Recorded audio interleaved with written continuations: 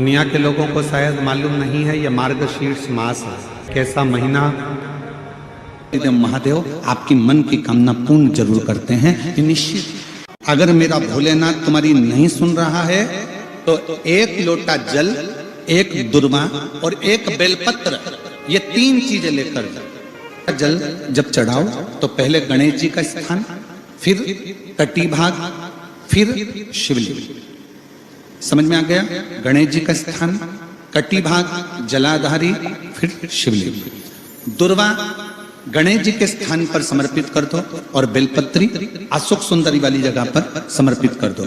ये 3 चीजें अगर आप 2 हफ्ते में, 1 महीने में अगर एक बार भी अगर करते हो तो देवादिदेव महादेव आपकी मन की कामना पूर्ण जरूर करते हैं निश्चित। चतुर्थी के दिन 7 गांठ वाली दुर्वा 21 ले लो और चतुर्थी के दिन गणेश जी को समर्पित कर दो।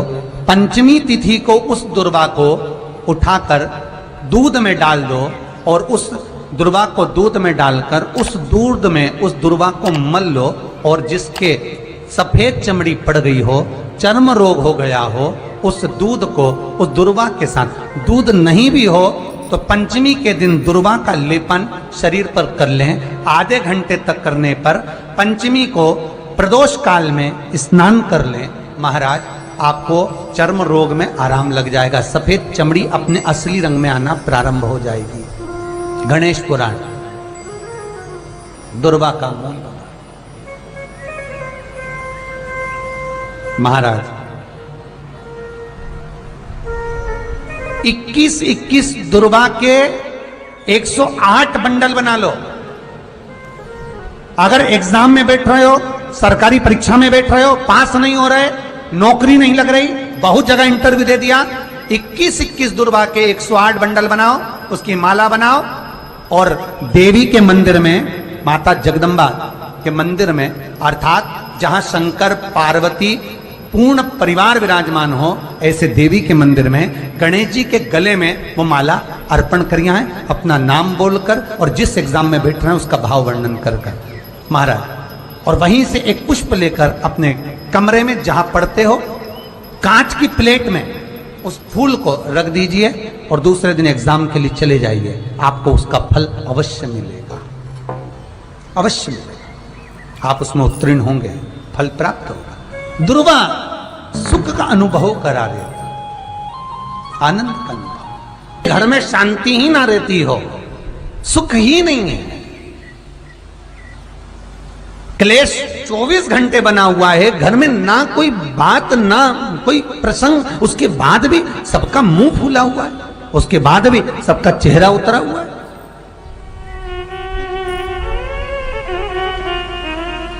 जिस घर में सुख और शांति ये दोनों चीजें नहीं हैं, वो निवेदन है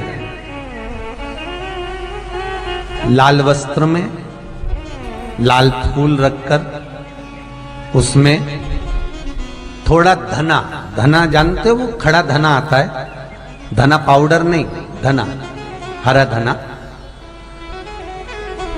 और 5 गोल सुपारी,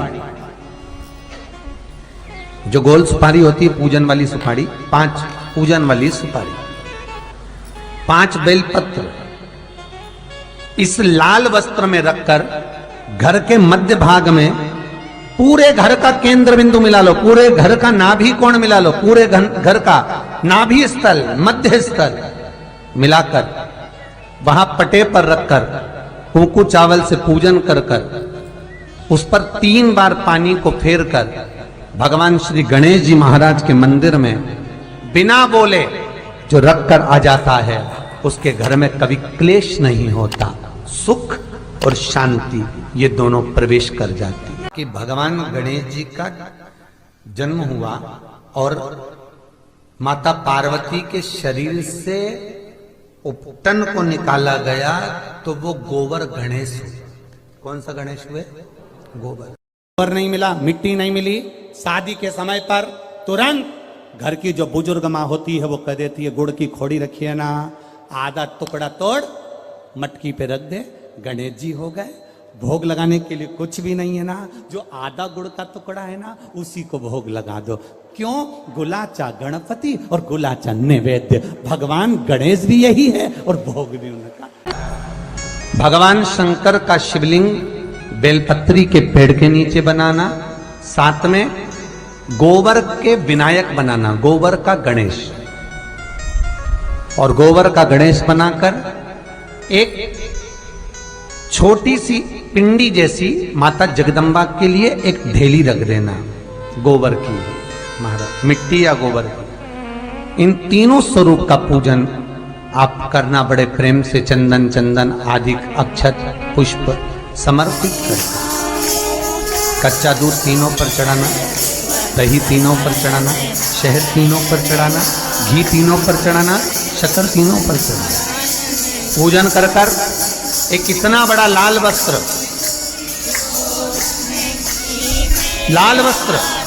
उस लाल वस्त्र पर अपने हाथ के छापे बनाकर कामना कर कि हम पति पत्नी में कभी झगड़ा ना हो, प्रेम बढ़े, क्लेश ना हो, आनंद बढ़े। छापे लगाकर उस वस्त्र से उन मूर्तियों को ढाक देना। पूजन कर घी का दिया लगाकर ढाक दीजिए। 108 चावल के दाने लेकर एक चावल का दाना अपनी कामना कर उस वस्त्र पर डाल दीजिए। वस्त्र का चावल अपने ऊपर बाद में छिड़क लीजिए। मूर्तियों का पूजन कर फिर वापस पूजन कर विसर्जन कर दीजिए। अगर अदालत में केस भी चल रहा होगा तलाक तक का, तो भी प्रेम बढ़ सकता है और आपका जीवन सुखमय हो सकता है, आनंदित हो सकता है। कोई पैसे नहीं दे रहा, अवश्य करें। कोई धन नहीं लौटा रहा, अवश्य करें। कहीं किसी कंपनी में आपका पैसा उलझ गया है, नहीं मिल रहा है, अवश्य करें, मिलेगा कल।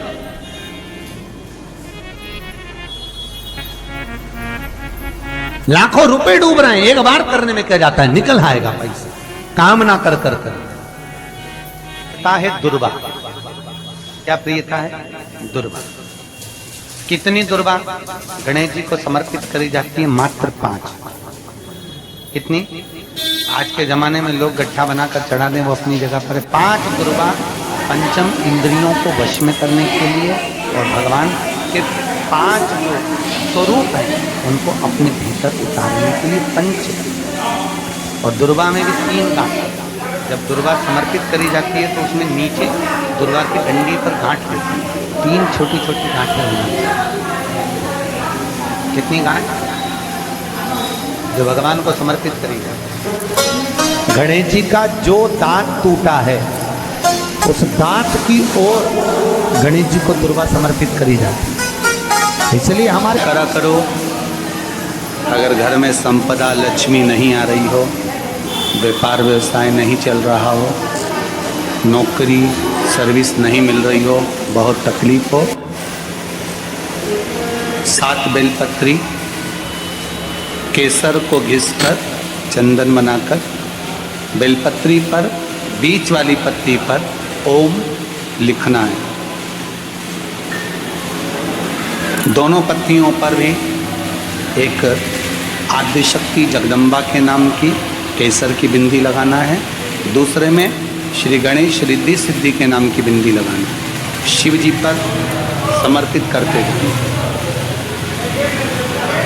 शंकर को चढ़ाते जाए। मास एक ऐसा महीना है जिस महीने में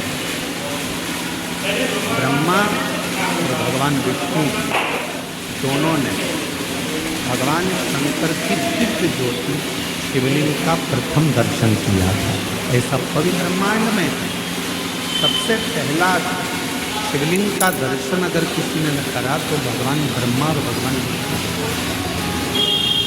और इसी मार्गशीर्ष मास में शनि महाराज ने अपनी दृष्टि दे दी, तकलीफ आई तो प्रारंभ हुआ, कष्ट आना प्रारंभ हुआ। शनि जब अपनी दृष्टि देता है कष्ट आता है। और ऐसा कोई व्यक्ति नहीं जिससे शनि की दृष्टि नहीं पड़े। उसका काम है शनि का अपना काम करना, ग्रहों का काम है उनको अपना करना है, वो करेंगे। शनि ने अपनी दृष्टि दी, ब्रह्मचित्त शिव भक्त की धर्म पत्नी का झगड़ा हुआ और झगड़ा होते से ब्रह्मचित्त धर्म पत्नी चली गई अपने माई। घर में 3 बेटे 2 बेटियां थी, वो भी अपने पिता से झगड़ा कर नाना के घर चले। अकेला ब्रह्मचित्त। और जब बुरा वक्त आता है ना, सब साथ छोड़कर चले जाते।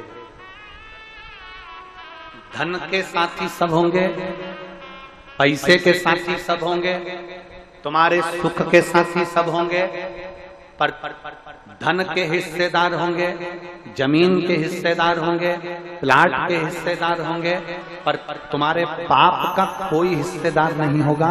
तुम्हारे पाप का भोग तो तुम्हें अकेले को ही भोगना पड़ेगा, अकेले को भोगना है, कोई दूसरा नहीं भोगे। इसलिए फिर कहेंगे मत बुरे कर्म कर वरना पछताएगा, भगवान की आंखों से तो बच नहीं पाएगा, तो बच नहीं पाएगा। अरे ओ अज्ञानी मत करना। पाप का कोई हिस्सेदार नहीं होगा। झूठ बोला उसका भुगतान तुम्हें करना है, पाप करा उसका भुगतान तुम्हें करना है। तुम्हें अपने पाप कर्म का स्वयं भोगना पड़ेगा, कोई दूसरा नहीं भोगेगा। कई लोग कहते हैं ये हमारी अर्धांगिनी है, हमारे पाप का आधा हिस्सा तो हमारी पत्नी भी भोगेगी।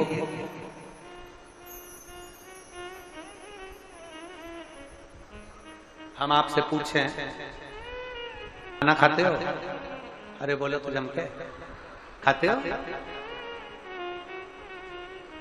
पत्नी अर्धांगिनी है ना? अरे बोलो तो जम के, पक्का? ठीक है। तुम कह रहे हो पत्नी हमारी अर्धांगिनी है, आधा हिस्सा इसका है, तो फिर एक काम करो, पति खाना खाए, पत्नी उसको टच करके बैठ जाए, पेट भराएगा। जम के बोलो जरा। पति समोसा खाए, पत्नी टच कर ले, पेट भराएगा। बोलो बोलो जम के जरा। नहीं, पति के कर्म का भोग पति को भोगना है और पत्नी के कर्म का भोग पत्नी को भोगना है। बच्चों के कर्म का भोग बच्चों को भोगना है, कोई दूसरा नहीं भोगता। अपन खाना खाते हैं, अपना पेट भराता है, अपना सिर दुखता है, अपने को टेबलेट खाना पड़ता है, अपने को खांसी आती है तो अपन को खांसना पड़ता है, अपने को छींक आती है तो अपन को छींकना पड़ता है, अपने को प्यास लगी अपने को पानी पीना पड़ता है। तो पाप अपन ने करा है तो भोगना भी अपने को ही पड़ता है, कोई दूसरा नहीं भोगता। कभी भी शंकर के मंदिर में जाओ, शिव जी का पूजन कर कर जब वापिस आओ तो शंकर भगवान के मंदिर में जो बाहर नंदी बैठता है उसकी कानों में ओम नमः शिवाय बोलकर अपने मन की कामना उसके कानों में बोलकर आप आ जाइए, आपकी कामना 3 महीने में पूरी हो। इतनी दुर्वा गणेश जी को समर्पित करी जाती है, मात्र 5। इतनी आज के जमाने में लोग गट्ठा बनाकर चढ़ा दें, वो अपनी जगह पर 5 दुर्वा पंचम इंद्रियों को वश में करने के लिए और भगवान के 5 जो स्वरूप हैं उनको अपने भीतर उतारने के लिए पंच। और दुर्वा में भी 3 गांठ। जब दुर्वा समर्पित करी जाती है तो उसमें नीचे दुर्वा की डंडी पर गांठ 3 छोटी छोटी गांठें होती हैं। इतनी गांठ जो भगवान को समर्पित करी जाती। जिस लड़के और लड़की का विवाह नहीं होता, कि जिसके घर में भगवान गणेश की नृत्य की मूर्ति लगी रहती है, उस घर में जितने भी परिवार के लोग रहते हैं वो कहीं ना कहीं 24 घंटे काम में लगे रहते हैं, पर उनको शांति रत्ती भर की नहीं मिलती। यहां तक का व्याख्यान शिव महापुराण कर दी महाराज।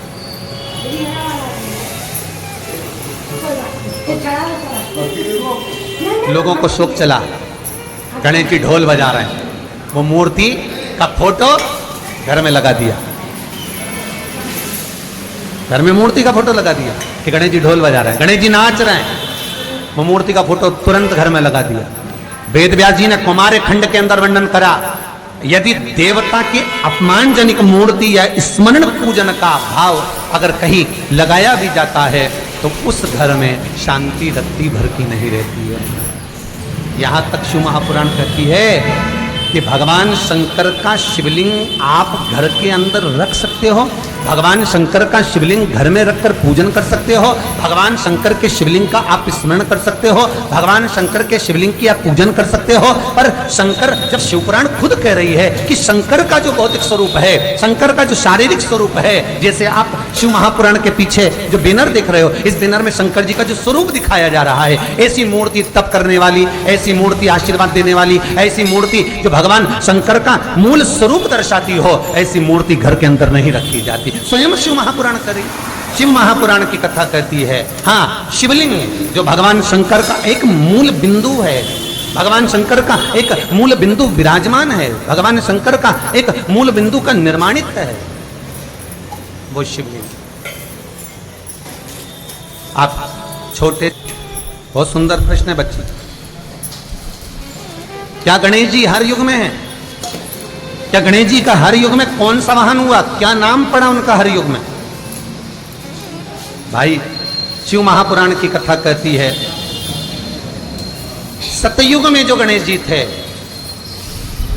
सतयुग में जो गणेश जी महाराज का पूज्य भाव था, सतयुग में जो गणेश जी की पूजन होती थी, भगवान गणेश जी का उस समय वाहन था सिंह, शेर, और उनका नाम था विनायक।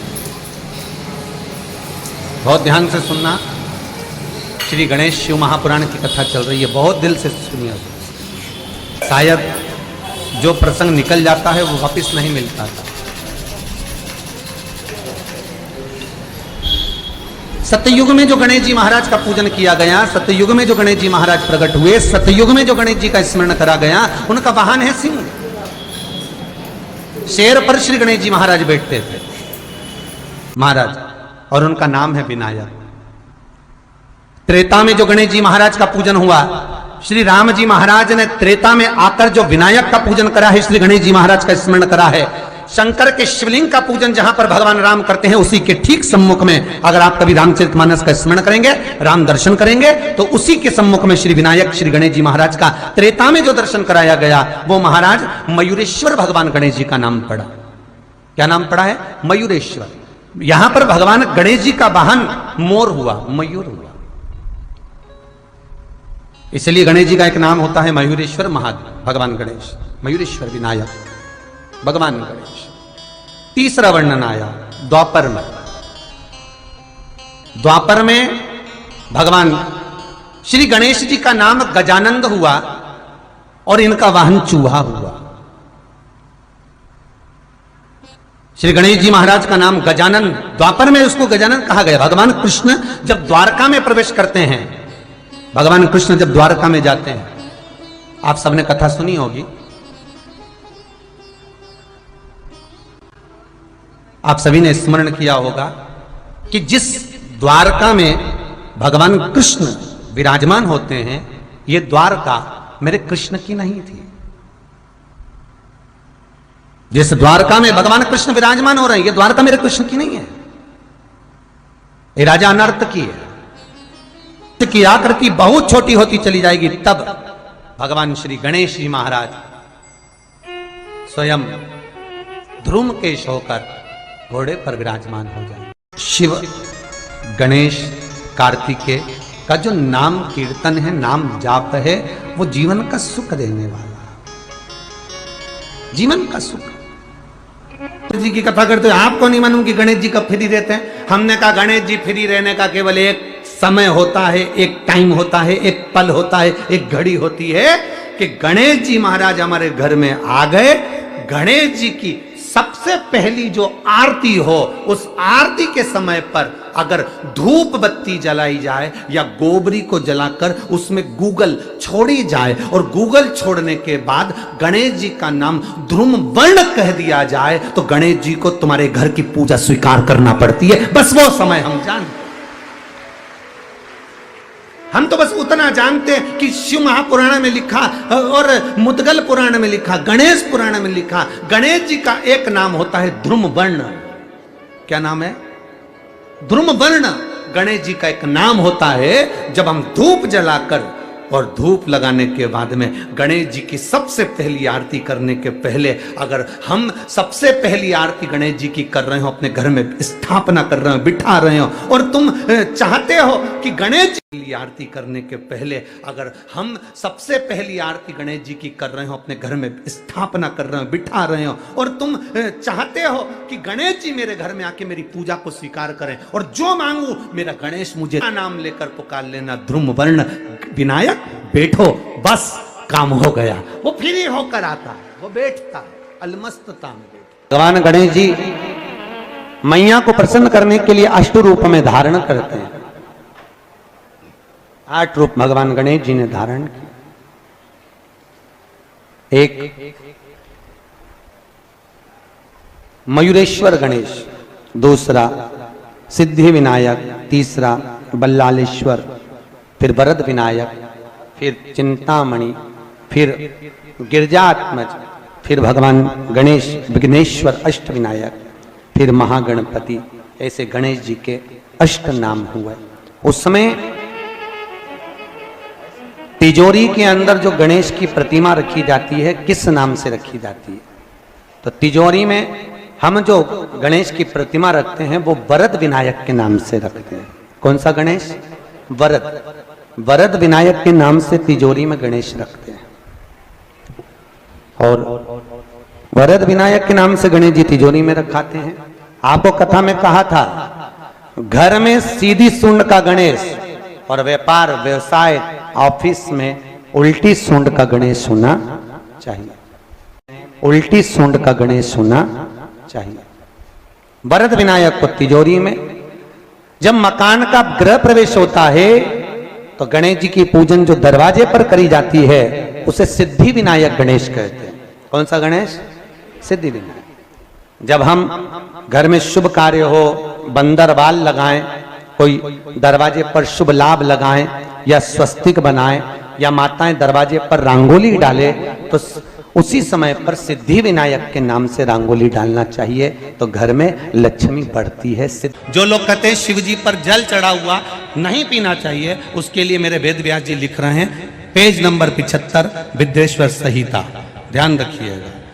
जो मनुष्य, उंगली पर ध्यान देंगे जो टीवी पर चल रही है, जो मनुष्य शिवलिंग को विधि पूर्वक स्नान कराकर उस स्नान के जल का 3 बार आचमन करता है, उसके कायिक, वाचिक और मानसिक तीनों प्रकार के पाप शीघ्र नष्ट हो जाते हैं। ये शिव पुराण।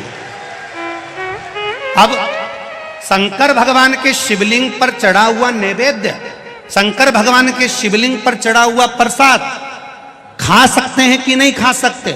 कोई कहता है महाराज जी स्वान की योनि हो जाएगी, कुत्ता बन जाओगे, कोई कहेगा ये बन जाओगे, कोई कहेगा वो बन जाओगे। अब उसको पढ़िए, पेज नंबर 75 शिव महापुराण विद्येश्वर संहिता। मेरी उंगली चल रही, वहां पर ध्यान देना।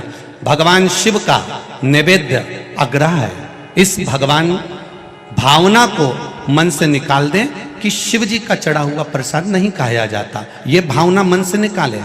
शिव के नैवेद्य को देख लेने मात्र से भी सारे पाप दूर हो जाते हैं, खाने की तो बात ही दूसरी है। अब क्या लिखा है अगली लाइन, उसको खा लेने पर तो करोड़ों पुण्य अपने भीतर आ जाते हैं। आए हुए शिव नैवेद्य को, जो शंकर का प्रसाद है, शिव जी पे चढ़ा हुआ नैवेद्य है, अगर वो आपके सामने आ जाए उसको सिर झुकाकर प्रसन्नता पूर्वक खा लेना चाहिए।